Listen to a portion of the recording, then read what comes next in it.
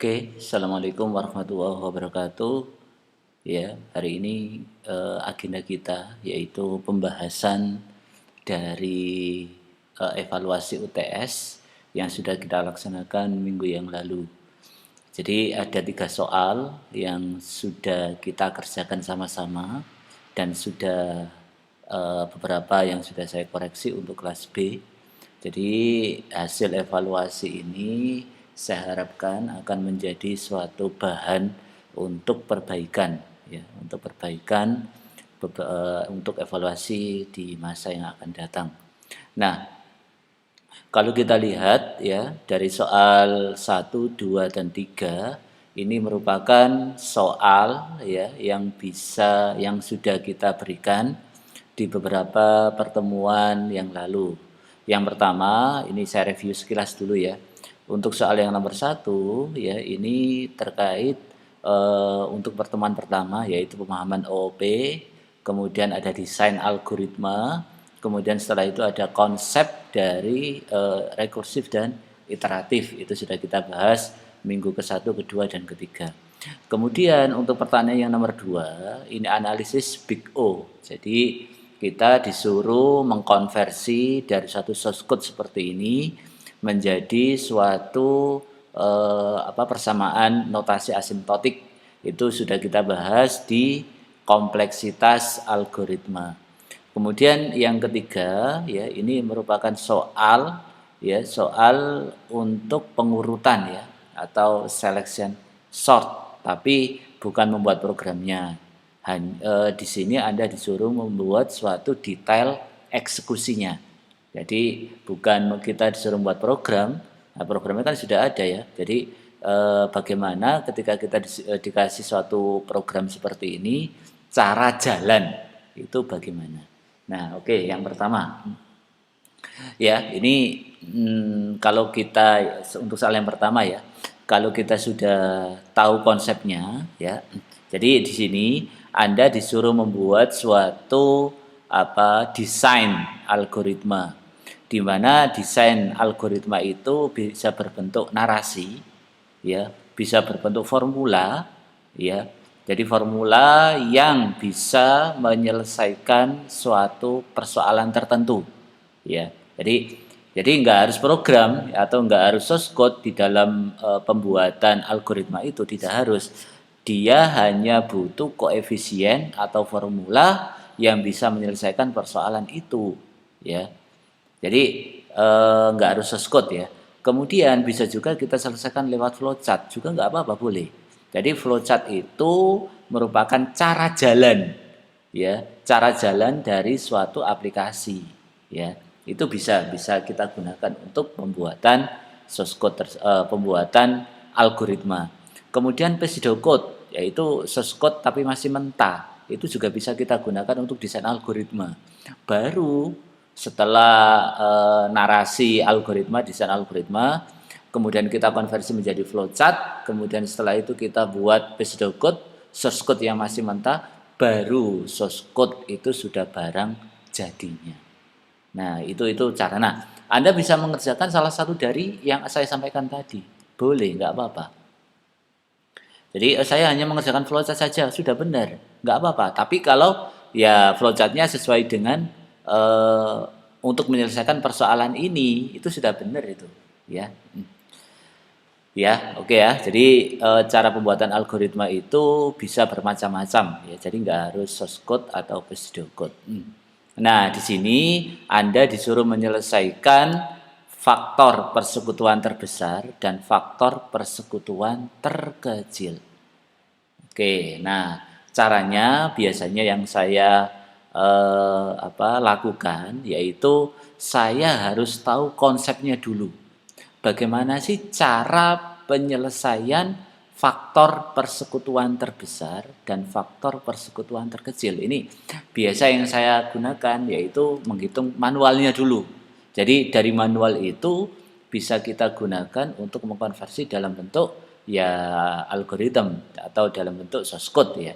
Misal ini. Faktor persekutuan terbesar, kita mulai dari faktor persekutuan terbesar. Jadi faktor persekutuan terbesar itu bisa kita selesaikan lewat Excel rumusnya ini GCD. Misal faktor persekutuan terbesar dari 24 dan 20 berapa sih aslinya? Nah, 4. Nah, 4 ini kita dapatkan dari mana? Nah, itu. Jadi 4 ini merupakan hasil dari perpangkatan ya, dari masing-masing eh, perpangkatan antara 24 dan 20, yaitu kemudian yang paling terbesar itu yang mana. Nah, itu rumusnya bagaimana? Nah, setelah saya browsing ya, atau setelah saya cari-cari bagaimana sih cara menyelesaikan GCD, greatest common divisor ya, GCD. Ini bagaimana cara saya menyelesaikan 24 dan 20 untuk bisa menjadi 4. Nah, bagaimana caranya? Nah, itu bisa kita selesaikan lewat konsep rekursif. Di mana konsep rekursif itu ya caranya dari beberapa literatur yang ada, yaitu misal ini, ada GCD A, B. Nah, ini di mana A 24, B 20. Nah, itu bisa diselesaikan lewat GCD B A modulo B. Nah, ini akan diulang terus-menerus.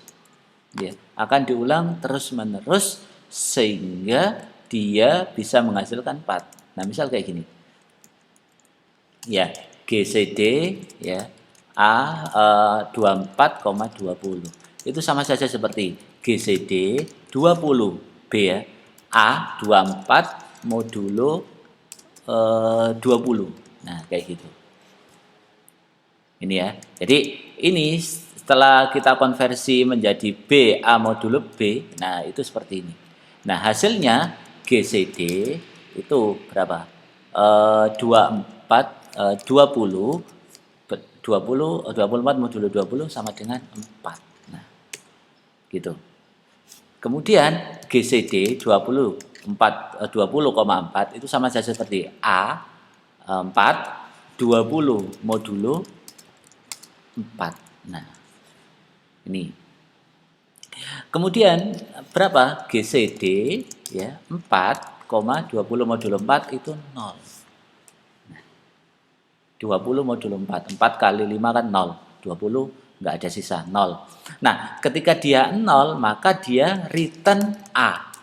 Jadi nanti di dalam konsep algoritmnya, jika ya if 0B sama dengan 0 ya, maka dia akan mengembalikan nilai A. Nah, ini yang disebut dengan base stop. Nah, dalam konsep rekursif seperti itu. Jadi kondisi pada waktu dia B sudah sama dengan 0, maka dia akan mengembalikan nilai A. A ini yang akan menjadi faktor persekutuan terbesar dari 24 dan 20. Nah, itu konsep sederhananya seperti ini. Jika tidak, nah berarti else ya, kalau dalam rumus itu berarti dia akan memanggil fungsi. Nah, ini rekursifnya FPB ya, berarti B A modulo B. Nah, ini rumusnya. Rumus untuk menyelesaikan fungsi faktor persekutuan terbesar. Nah, seperti itu. Kemudian untuk menyelesaikan faktor persekutuan terbesar seperti ada cara. Sekarang kita masuk ke faktor persekutuan terkecil. Nah, sebentar sebelum masuk ke sana. Ini yang disebut dengan formula tadi, formulanya. Kalau yang ini saya sebut sebagai pseudocode. Jadi source code yang masih mentah. Nanti akan kita konversi menjadi source code yang sudah jadi.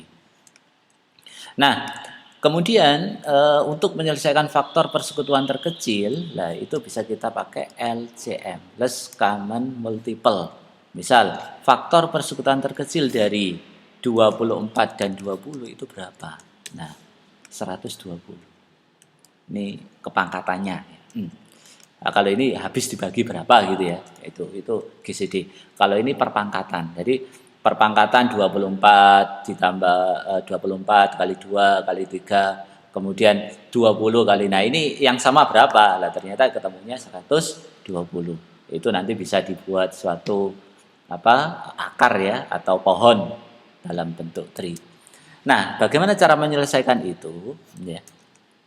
Nah, kita bisa selesaikan bagaimana sih kok bisa 24 dan 20 ini ketemu 120. Nah, itu bagaimana caranya? Ya, kalau kita hitung satu-satu ya 24 dikali 2 berapa? Nah, nanti akan sama jadi 120 ini. Oke. Nah, untuk menyelesaikan itu ya, kita bisa apa namanya? Ya mencari dari beberapa literatur ya, literatur bisa dari sumber-sumber internet atau dari mana terserah. Tapi yang terpenting dia bisa mengimplementasikan fungsi rekursif itu yang paling penting. Sehingga, nah ini kita bisa menyelesaikan itu dengan cara misalnya ternyata saya bisa menyelesaikan ini ya itu dari hasil kayak gini. Tadi misal perkalian antara A dikali B berarti A ya ini A berapa 24 sama 20 ini dikalikan nah ketemu ini berapa 480 ini perkalian A. Kemudian ini bisa juga kita pakai dengan apa membagi hasil divisor ya GCD dari berapa 24 20. Nah dapatnya kan 4 ini. Nah itu misal saya bagi 480 dengan 4 nah, 120 ketemu ya. Nah ini itu caranya. Jadi FPK ya faktor persusuan terkecil itu bisa kita dapatkan dari perkalian A dan B yang akan kita faktorkan dengan membagi faktor persekutuan terkecil, faktor persekutuan terbesar dari hasil perkalian tadi. Jadi gini nanti hasilnya, ya. Misal X sama dengan berapa? A kali B, ini kalau saya faktorkan, ya. Ini apa? Kira-kira misalnya salah satu metode ya, metode atau integer faktor FPK, di mana dia mempunyai dua buah parameter, ya, integer A, integer B. Nah nanti di sini kita bisa menghitung nilai dari X. Nah X sama dengan ya A kali B, tadi kan rumusnya gitu, A kali B itu dibagi dengan faktor FPB yang kita ambil dari atas A, B. Nah, itu bisa kita hitung nilai dari 120 dari hasil faktor persatuan terkecil dari berapa tadi? 24 dan 20. Nah, coba kita sekarang konversikan ke dalam bentuk coding pemrograman. Oke. Yang pertama, misal public integer FPK example EX misal kayak gini. Dia mempunyai dua buah parameter A, integer B. Nah, kayak gitu ya. Kemudian if tadi rumusnya jika B sama dengan 0, ya cara perhitungannya manual tadi, maka dia kembalikan return A. Nah, jika tidak, nah dia akan kembalikan apa? X FPK, maaf ini FPB ya, FPB. Salah. FPB. Nah, FPB ya. Dia akan menghitung nilai dari B A modulo B. Nah, kayak gini. Atau return. Nah, dah nggak ada masalah ya ini. Kemudian setelah itu kita menghitung EX apa public integer EX FPK. Nah, sama integer A, integer B. Dia juga punya dua buah parameter. Nah, untuk menghitung itu berarti integer X ya. Tadi ya, X sama dengan ya tadi dibagi atau dikalikan A kali B ya dibagi dengan EX FPB kita manggil nih A, B. Karena dia return value-nya integer, maka dia kita kembalikan return X. Oke, sudah. Setelah itu kita buat objeknya karena dia di lain kelas fpp obj new. Oke, sudah. Obj nanti ini ya. Kita tampilkan hasil dari fpp berapa tadi? 24 dan 20 adalah, nah, sudah dipanggil aja obj dot fpp ya, integer A 24 dan 20.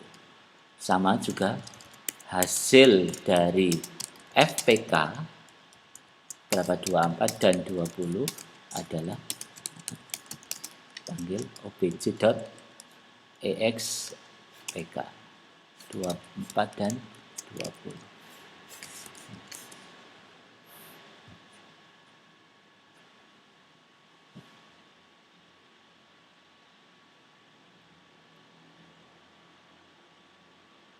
Nah, ketemu seperti ini. Jadi cara kita mendesain suatu algoritma itu kita harus tahu konsepnya ya, kemudian tahu cara jalannya, baru bisa kita konversikan dalam bentuk algoritma ya, dalam bentuk source code atau pseudocode. Nah, ini ya konsep dari untuk soal yang pertama ya. Oke, ya ada banyak sekali yang jawabannya ya tidak sesuai dengan apa soal yang diminta.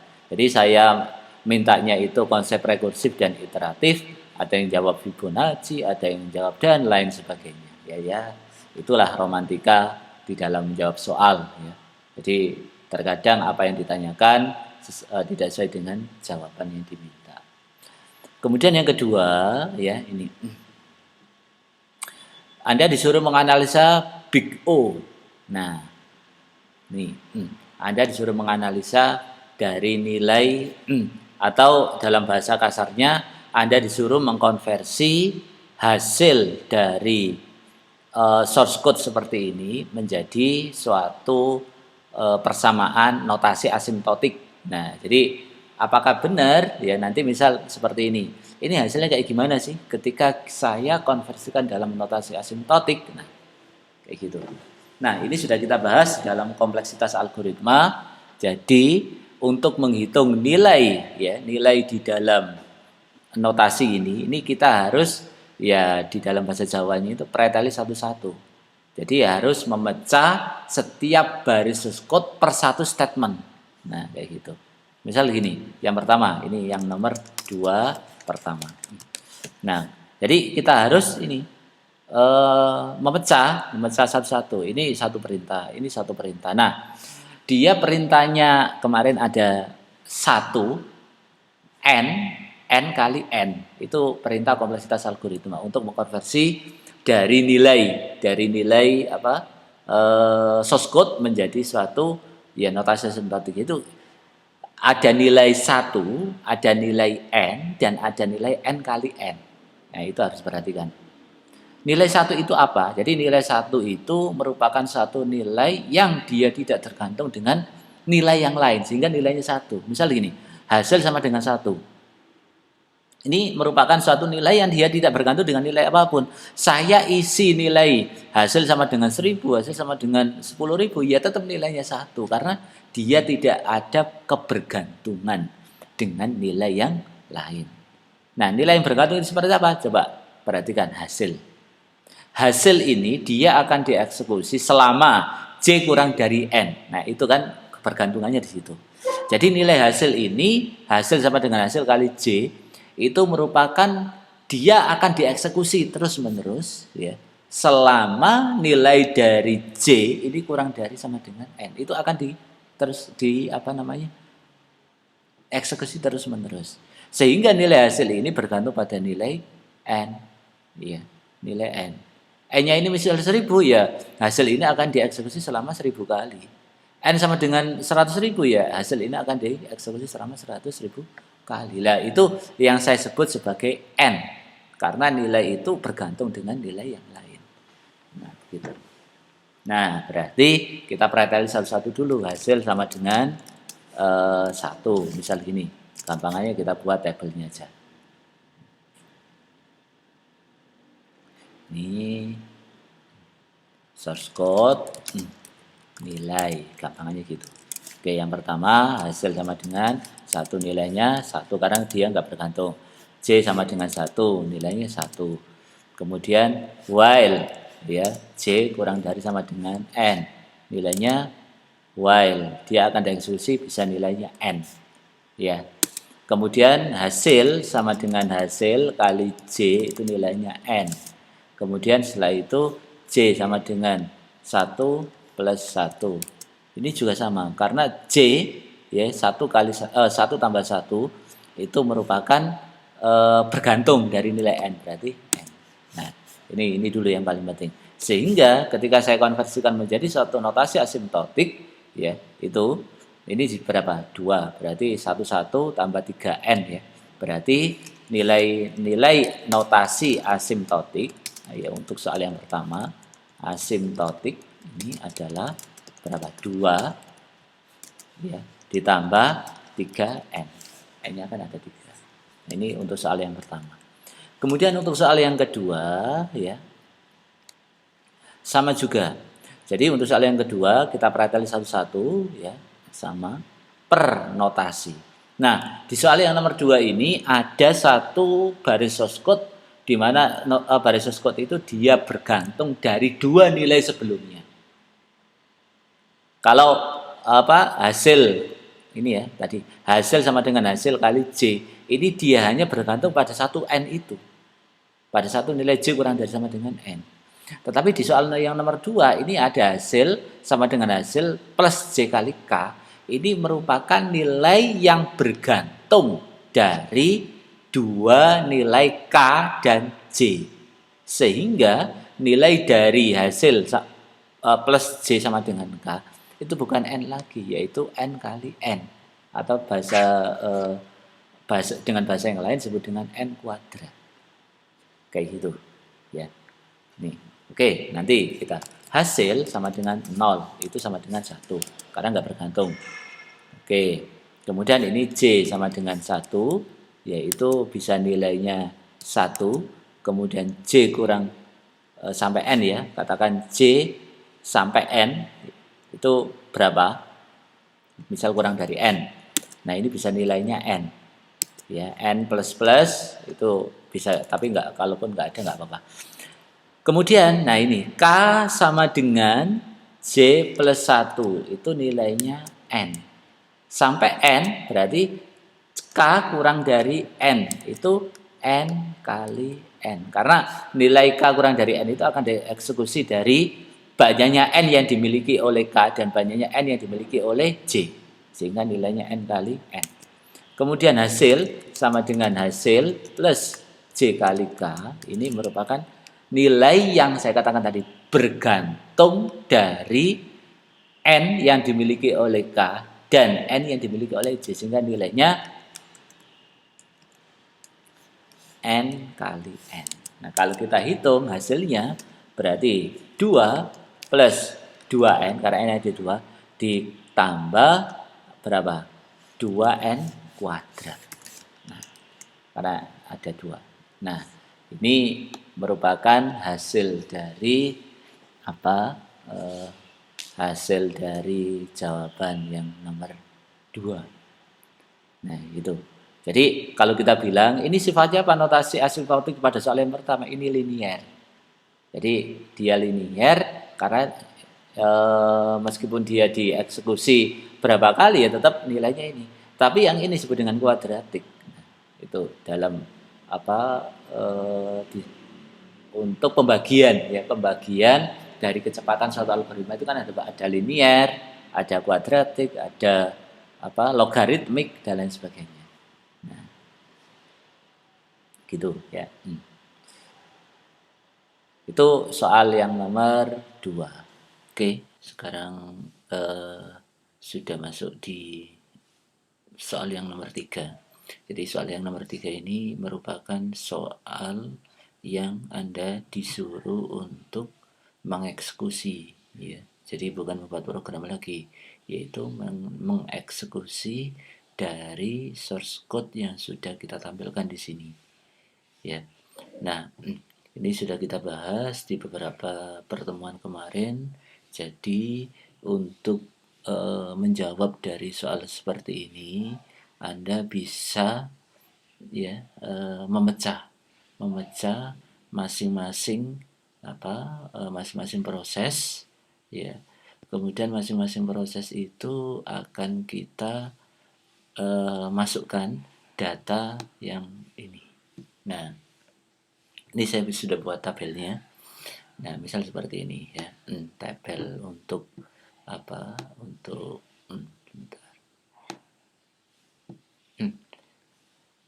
Nah, ini. Jadi masing-masing proses yang ada di sini kita masukkan. Oke, ini I-nya ketika sama dengan 0, kemudian dia akan mengulang sampai I kurang dari r.length, kemudian setelah itu I plus plus ya, setelah itu indeks sama dengan I, ya indeks I ini kita masukkan, kemudian J sama dengan I plus 1 ini, kemudian setelah itu JARR.length I plus plus. Nah, ketika for ini dia sudah sudah mengeksekusi dan hasilnya true, nah dia akan melakukan ini indeks sama dengan J ini. Baru kemudian dia akan dieksekusi selama waktu tertentu, baru dia di swap. Nah, sekarang kita masukkan datanya. Data ini nanti kita bisa urutkan berdasarkan dari indeksnya. Indeksnya. Oke, misal I dimulai dari 0. Ketika I dimulai dari 0, di bawahnya itu dia mengerjakan apa saja. Ini di bawahnya ini. Oke, hasilnya true ya, karena I kurang dari r.length 1. Kemudian indeks sama dengan I. Nah, ini jadi sekarang nilai dari I akan diberikan ke indeks.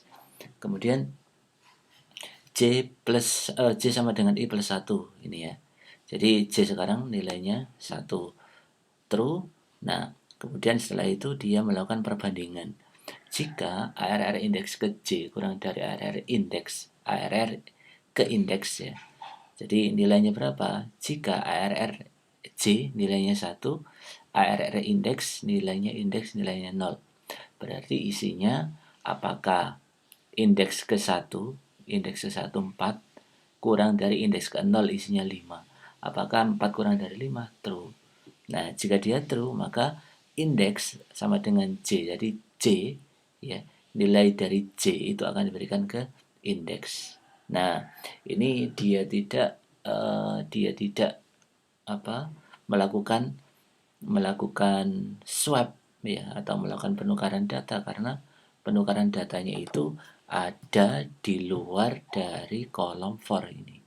Jadi dia akan mengulang kolom for ini selama ya kondisi ini J kurang dari r.length ini terpenuhi ya. Ya. Kemudian setelah itu naik J-nya sama dengan 2, true. Nah, setelah dia kita eksekusi ya indeks ini ya.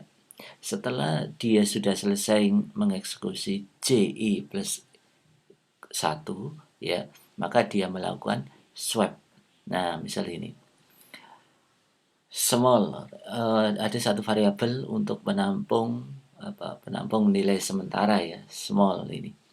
ARR indeks 4. Nah, jadi nilai dari ARR indeks yang terakhir ini nilai 4, berarti ARR indeks keempat itu nilainya 1. Nah, itu nanti akan ditukar dengan ARR indeks ke I. Jadi ARR indeks ke I isinya 0. Jadi intinya nanti nilai 5 akan dimasukkan ke indeks ke 4, nilai 1 akan dimasukkan indeks ke 0. Nah, seperti itu. Ini hasilnya. Nah, ini akan diulang terus-menerus sampai I kurang dari sama dengan 1. Oh, iya. Berarti nanti I-nya itu kita ketemukan di sini ya. I-nya bisa sampai 2, maaf, ini ya. I 0, 1, 2, 3. Karena 0, 1, 2, 3 I AR ada teleng min 1. Nah, ini jawaban dari eksekusi, cara mengeksekusi hasil dari program seperti ini. Oke, terima kasih. Itu yang bisa kita bahas dari pembahasan UTS hari ini. Terima kasih, mohon maaf. Assalamualaikum warahmatullahi wabarakatuh.